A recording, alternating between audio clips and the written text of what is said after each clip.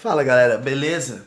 Então, hoje eu vou dar uma dica de um dos temas mais cobrados do Enem, que vai ser cobrado em torno de 8% das questões do Enem a partir de 2009, que são as representações de categorias espaciais. Então, aquelas questões sobre espaço, lugar, território, paisagem.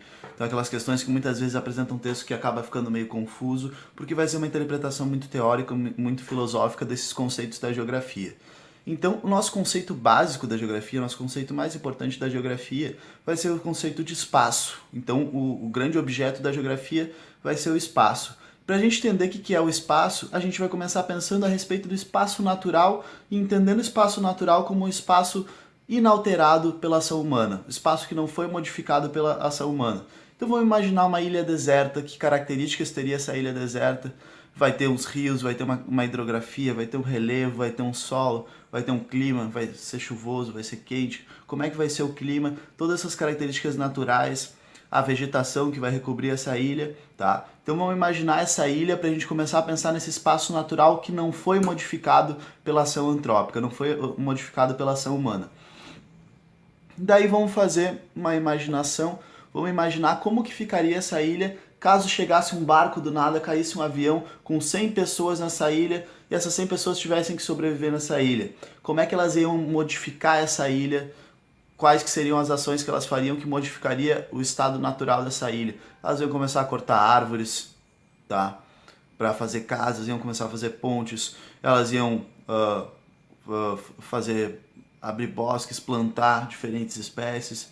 Então, todo esse espaço geográfico ia ser modificado, quando vê uma vegetação vai dar lugar a um conjunto de casas. Então a gente vai ver que o ser humano, ele vai modificar a natureza, tá? Então essa aqui vai ser a nossa primeira premissa. Então o ser humano modificando a natureza, a gente vai ver um espaço que não é só natural, mas ele vai ter inter-relação entre os fatores humanos e a natureza, tá? E a gente vai ver que até certo ponto também a natureza ela acaba influenciando os seres humanos, tá? Então a natureza, dependendo da disponibilidade de recursos naturais, os seres humanos vão ter uma relação mais intensa, com mais dificuldade com relação ao meio, ou vai ser uma relação mais fácil por ter uma abundância de frutos, uma abundância de alimentação que não vai exigir uma relação tão trabalhosa com o meio natural. Então a gente vai ver que o Enem ele vai cobrar muito essas questões aqui, ó, que estão nessa intersecção entre ser humano e natureza. Então as questões de problemas ambientais vão estar entre as questões mais cobradas do Enem. Tá? Então, como a geografia é uma das matérias dentro da prova de ciências humanas que tem essa relação natural, grande parte das questões de geografia vão tratar a respeito dos problemas ambientais. Enfim, então a gente vai ver que o espaço geográfico ele vai ser resultante desse espaço natural que ele acaba sendo modificado pela ação humana, modificado pela ação antrópica. Tá? Então, o espaço geográfico a gente vai ver essa relação aqui entre ser humano e natureza. E o espaço, de maneira geral, é esse lugar onde a gente vai ter essa inter-relação entre a sociedade e a natureza. Só que o espaço, ele vai ser o conceito mais amplo da geografia, tá? Então, dentro do espaço, a gente vai ter várias subdivisões, várias delimitações. Dentro do espaço, a gente vai ter o território, tá? A gente vai ter a paisagem, a gente vai ter o lugar. Então, o espaço ele vai ser o conceito mais amplo e dentro do espaço, a gente vai ter outras delimitações conforme outros critérios, tá? Então esse conceito de território, o que ele é? O território ele vai ser o espaço delimitado pelas relações de poder, tá? Então quando a gente pensa em território, normalmente a primeira coisa que a gente pensa no território nacional, tá? Então as fronteiras que consolidam o território nacional do Brasil. Só que a gente tem que pensar que essas fronteiras, elas não são frutos do acaso, né? Então as fronteiras do Brasil, elas nem sempre estiveram ali. A gente vai ter uma série de tratados, inicialmente a gente vai ter o Tratado de Tordesilhas, que vai dividir o continente americano entre Portugal e Espanha. Depois a gente vai ter o Tratado de Madrid, em que o território português, então português, vai se aproximar mais do território atual do Brasil. E a gente vai ver que a gente vai ter várias disputas fronteiriças e que a consolidação de fronteiras que a gente tem hoje, ela se deu por uma série de acordos, de guerras, de batalhas, tá? Então, as fronteiras elas não são frutos do acaso, e sim frutos de uma disputa constante de relações de poder. Então, o território nacional, ele é sim um dos tipos de território que a gente vai encontrar, mas além dele, a gente também vai encontrar várias microterritorialidades, ou seja, o território acontecendo em várias escalas. Então a escala das fronteiras nacionais seria uma escala mais macro, mas esse poder ele também vai ser disputado no micro, tá? A gente pode pegar como exemplo dessas microterritorialidades a instalação das UPPs nos Rio de Janeiro, em que a gente vai ter os traficantes exercendo um domínio, exercendo seu poder sobre esse território, em que ali tu vai ter algumas regras, não vai poder roubar, não vai poder... E tu vai ter uma relativa estabilidade, tá? Dentro desse território. Logo, a gente vai ter a polícia subindo o morro e tentando disputar esse território com os traficantes, e a gente vai ter um período de uma extrema violência, tá? Por quê? Porque essa violência ela vai representar uma disputa de poder, e essa disputa de poder vai estar espacializada do território dentro daquelas comunidades, da Rocinha, etc. E logo depois desse período de violência, a gente vai ter, de novo, uma relativa estabilidade com poder estabelecido pelas unidades de polícia pacificadora, tá? Então a gente vai passar por um período de estabilidade, um período de violência que vai representar essa disputa de território, depois uma nova relação de poder estabelecida em que a gente vai ter uma relativa estabilidade também. Por isso que pra gente pensar, tá, mas o que é um território? Será que é um território ou não?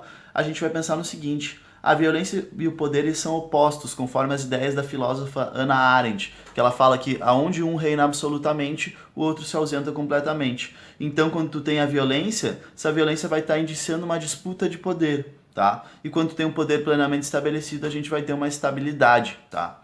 Então a gente vai ter uma relativa estabilidade. Então muitas vezes a gente pensa assim, para a gente pensar o que é um território, a gente pensa, esse território estaria, se ele fosse disputado, geraria uma violência? Se a resposta for sim, a gente está falando de um território de fato. Um outro exemplo que a gente pode pegar também é dos territórios zapatistas no sul do México, em que o movimento guerrilheiro vai estabelecer um território, vai passar a legislar, comandar, dominar esse território, tá? E esse movimento ele vai ser altamente disputado pelo governo mexicano. Então eles vão mandar as tropas porque eles não podem simplesmente aceitar de que uma parte do seu estado, uma parte do seu território seja comandado por um outro grupo que vai ter regras diferentes e leis diferentes das leis da Constituição Nacional. Então os territórios zapatistas tu vai ter uma reivindicação principal de uma autonomia territorial, uma autonomia da gestão de como que a gente vai se organizar nesse território. Os próprios zapatistas eles querem decidir como que eles vão fazer essa gestão do território. Então o nosso próximo conceito que a gente vai ver aqui é o conceito de paisagem.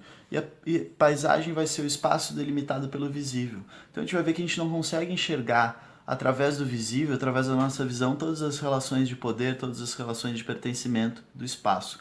Então a gente vai enxergar o quê? A gente vai enxergar principalmente esse substrato material, esse substrato físico, tá?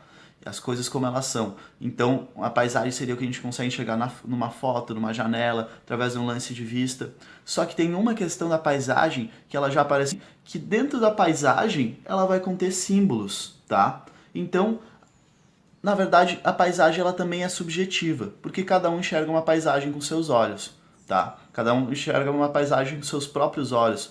Então, eu que sou de Porto Alegre, eu enxergo o gasômetro e tenho uma série de lembranças a respeito daquele lugar, de ver o pôr do sol no gasômetro, eu enxergo o mercado público, uma série de lembranças, de cheiros.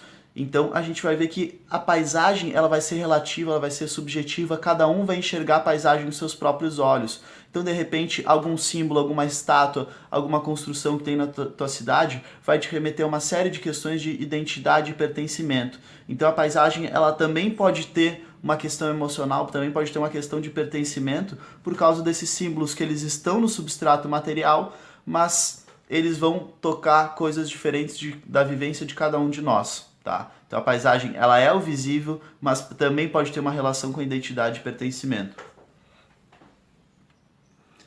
E já o lugar vai ser o nosso conceito do espaço delimitado pelo pertencimento. Então o lugar vai ter bem essa característica de remeter à identidade, a tu sentir pertencente a um lugar, tá? Então o lugar vai ser o conceito mais fofo da geografia, vai ser o conceito mais de identidade, mais emocional que a gente vai ter aqui. Porque a gente vai ter esse pertencimento pelos lugares onde a gente vivenciou, onde a gente passa o tempo da nossa vida. Então a gente vai ter essa vivência afetiva, tá? Então esse carinho por algum lugar, se tem algum lugar que se sentem em casa, que se sentem pertencentes, muitas pessoas têm, tá? Então o lugar, esse pertencimento normalmente vai acontecer na escala local, num bairro, numa vila, numa cidade pequena, tá? Então vai acontecer numa escala local, que é a escala do espaço vivido, em que tu te conecta com esse lugar e acaba conhecendo, se identificando com as pessoas que moram aí, para poder ter essa relação de casa, tá? Então minha quebrada, minha casa, minha comunidade. Então é esse tipo de pertencimento que eu me refiro quando eu falo de lugar. Teve no Facebook um compartilhamento de umas postagens que dizia assim: diz que é cria de tal lugar, mas não tem aquela referência que as pessoas que são daquele lugar têm, né? Então diz que é cria da Vila Nova, mas nunca jogou bola no Periquito. Então só quem é da Vila Nova, na Zona Sul de Porto Alegre, que vai entender essa referência. Então isso aqui é bem uma afirmação de lugar, em que tu vai afirmar que tu tem aquelas referências para as pessoas que não têm aquelas referências. Só que a gente vai ver que também esse pertencimento ele pode intensificar as relações de poder, porque a gente só vai disputar um lugar do qual a gente se identifica, né? Então, se tu mora numa comunidade, essa comunidade pode sofrer um processo de remoção de casas, tu vai lutar por aquilo? Sim, porque tu te identifica. Se tu não te identifica, tu não vai lutar, tu vai deixar passar aquela situação, tá? Então a gente pode ver isso muito na remoção da ocupação Pinheirinho durante a Copa do Mundo. Então a população ela resistiu fortemente, muito por conta dessa relação de lugar, dessa relação de pertencimento que eles tinham com a comunidade de Pinheirinho.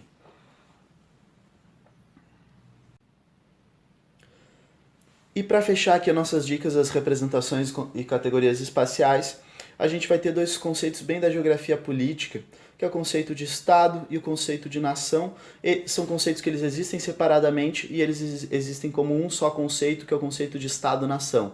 Tá? Então vamos ver cada um, depois a gente entende o que são os dois juntos.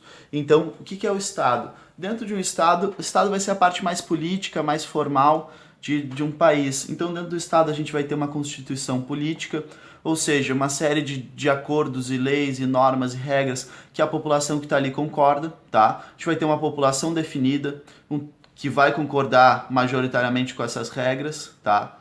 Então, essas regras vão ser impostas, acordadas por um governo. A gente vai ter um território definido, do qual essa população vai exercer suas relações de poder também por meio do governo. E uma parte importante dessa questão política do Estado é a questão da diplomacia, é a capacidade de reconhecer e ser reconhecido por outros estados. Então, se a gente decidir fazer a independência do pátio da nossa casa, faz uma república federativa do pátio da nossa casa, isso vai ser uma piada. Mas se, por exemplo, a Argentina reconhece o pátio da tua casa como um país independente, daqui a pouco os Estados Unidos, daqui a pouco a Alemanha, aquilo ali vai ganhando uma solidez política, tá? Então, por que deu tanta repercussão quando a ONU concedeu um assento da Unesco para o Estado da Palestina? Porque tu acaba dando solidez política e isso vai contrariar os interesses de Israel. Então, todo Estado ele vai depender desse reconhecimento de outros Estados para poder ter essa coesão, para poder ter essa soberania política, tá? Então, esses vão ser os 4 pilares dessa parte mais formal, mais política. E a nação vai ser a parte cultural, tá? A nação vai ser uma identidade comum entre a população. Então, essa identidade se dá pelo quê? Por falar a mesma língua, muitas vezes por ter a mesma religião, por ter uma etnia semelhante, por ter uma cultura, costumes, tradições, hábitos alimentares semelhantes, por ter uma história comum. Então essas questões vão gerando os fatores culturais, fazendo com que as pessoas tenham uma ou mais de uma identidade nacional. Então a gente vai ver que no Brasil, a maioria da população vai se identificar como brasileiros. Mas, por exemplo, na Espanha, a gente vai ter gente que se considera antes do que espanhol catalães ou bascos antes de espanhóis. Então, dentro da Espanha, a gente vai ter um estado com várias nações, com várias identidades nacionais diferentes, tá? E isso pode levar a esses separatismos, como a gente vê bem no caso da Espanha. A Bolívia teve um jeito diferente de lidar com essa questão, que a Bolívia ela assumiu essa plurinacionalidade no seu governo e criou o Estado Plurinacional da Bolívia, que reconhece os aimaras, os quechuas e os descendentes de espanhóis. Então a gente tem que pensar que essa questão da identidade nacional ela é importante para ter uma soberania sobre o seu território.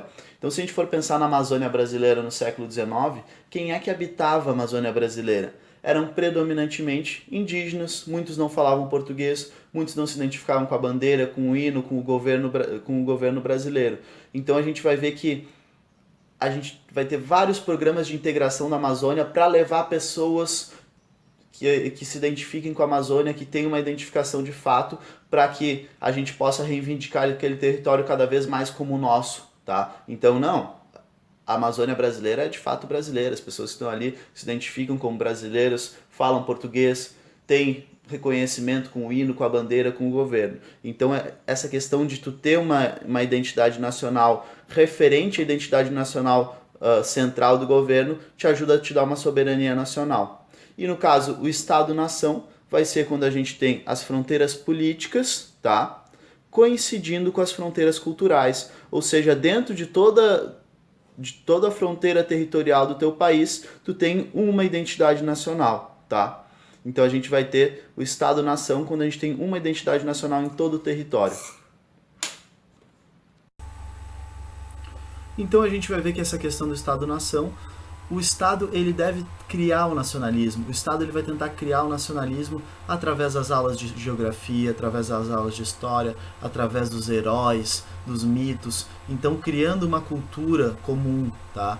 Então criando uma identidade, criando uma identificação. Se a gente for ver as aulas de história, muitas delas são orientadas mais para a história do Brasil, ou foram em um período em que se tentava criar o nacionalismo, mais orientado para uma história do Brasil, para uma geografia do Brasil. Então o Estado ele vai tentar criar o nacionalismo, criar esse sentimento de identidade, de coesão, e ao mesmo tempo uma identidade nacional que não se sente pertencente a essa identidade nacional majoritária do país, ela pode vir a criar um Estado, como foi o exemplo do plebiscito que foi feito na Catalunha, em que, por não sentir-se pertencente a esse espanhol de Madrid, esse espanhol, eles decidiram fazer um plebiscito reivindicando o separatismo, reivindicando a independência do seu país e fazer um país em que haja uma coesão maior, fazer um Estado-nação de fato. Então, o Estado ele deve criar o nacionalismo através de várias políticas públicas, mitos, heróis, política, educação, geografia, história. E uma identidade nacional, ela pode vir a criar um Estado por não se sentir-se pertencente, por não se sentir respaldada pela cultura geral desse país. Então, quero desejar a todos os alunos aí uma boa sorte, uma boa prova, quem for fazer o Enem, e revisem o que der. Esse tema ele pode cair, é um tema importante, então boa prova, tamo junto.